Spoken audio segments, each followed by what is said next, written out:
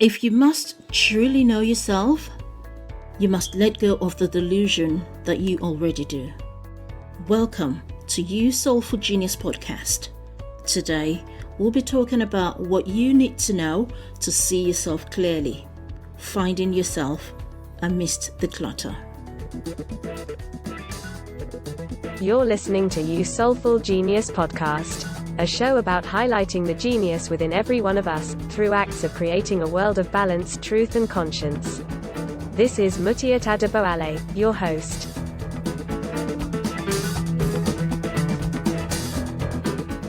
Thank you for joining me on episode 2, season 1 of You Soulful Genius Podcast.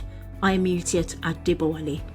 This podcast is sponsored and made possible by the Growth Pavilion Facebook group. Today, I'm going to be discussing an important topic about how to develop the skill set of truly knowing yourself and seeing yourself clearly. And it's the skill set of being able to put a mark around you that helps you identify who you are amidst the clutter and the noise going on around you. We're in a world where the tendencies for being molded into how to fit in are very high. And so if you do not understand how to find yourself, you will either just naturally give permission to be molded into how to fit in, or you get lost in the clutter, which is why it is important for you to sift yourself out and know who you are so that you're able not only to stand out, but also to identify your uniqueness and make the best of what makes you unique. So I remember some time ago when I was involved in a project in my organization, and we had to produce a variety of promotional content, including visits to sponsor organizations, to solicit for support for a few charity organizations that we were raising awareness and funds for. And in one of the visits that I made, I was told to do a presentation as to why our cause should be supported, and something that I said, during the presentation that stuck with everyone at the presentation was that I chose to voluntarily work on the project because of our priority charity, because there were a number of charities and there was a priority one and other ones. So our priority charity proved numerous times to know who they were.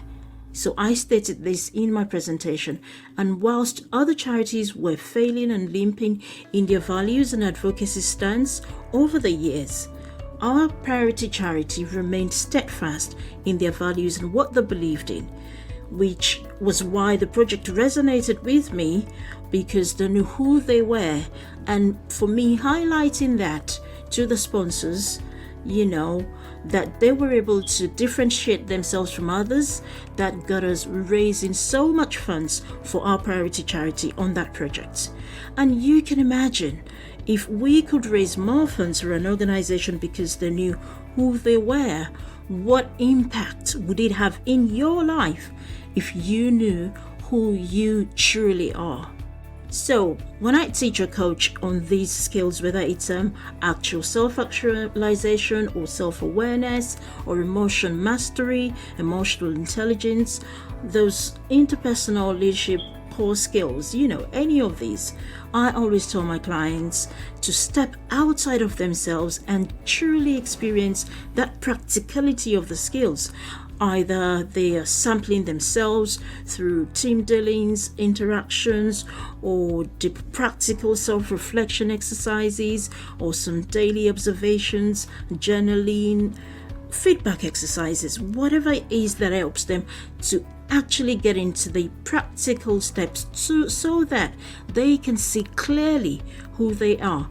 And they can see this from different lenses so they can evolve into their best self and be differentiated from the rest. So the same way, you want to be able to know who you are, you want to actually see who you are in the most and humbling and empowering way. Because when you do not know who you are, and when you do not embody the skill of knowing who you are truly, you will only just be stuck with the limited knowledge of who you think you are and not be able to totally make the most use of all of you, if you know what I mean. So whether you're a corporate leader or even a business owner, it applies to you that to be able to manage your leadership space effectively, you need to understand how your essence, and when I say your essence, that means that your presence, either physically or not, the operations that you partake in, the decisions you get to make, the influence and the impact that you have on your role, and the people that are responsible for you, and so on. So all of these create value and serve the people you're responsible for. So these may be like your team members, your customers, your organization's customers, other stakeholders, even your colleagues, people that are just around you and you're responsible for them some way. Because don't forget that the actions that we do and the way that we behave affect the people that are closest to us. So one way or the other. So in you getting to know yourself well, you will know how your actions and your behavior affect other people. So often the problem that comes with not truly knowing oneself and seeing yourself clearly is because, one, it's either you're afraid to dig deep to uncover the inner truths about you, or you're evading the somewhat awkwardness that you are believing to be true about you, and you're not ready to do that work to really keep records straight. Or perhaps you're just afraid that if you delved in to see yourself clearly, you will shine your light more, and you're wary of taking that huge step because you're not prepared to brighten up the world yet. Or you are just not aware of the power of being able to see yourself more clearly. So if that's the case, I'll tell you why you should want to learn to see yourself clearly and get a lot more awareness about who you are. When you know who you are, you will be able to identify your true strengths and your shortcomings, as well as your superpower. And this awareness, it's not just going to help you in knowing the outcomes that you want to get, either in your job, in business, in life, in relationship, but also it will help you with that consciousness to see other people as who they are. And where this is particularly important is that it then gives you the opportunity to try to understand the people you serve, whether these are your personal customers, your colleagues, the relationship around you, your organization's customer, or even your team members. Because you know the benefit of who you are, then it gives you the leverage of allowing others to be truly who they are. And don't forget that the best of leaders are those who put themselves up for true service. And I must tell you, you are a leader in your space, within your own. When you show example, when you lead people with your behavior, with your intentions, with the things that you do, you are a leader.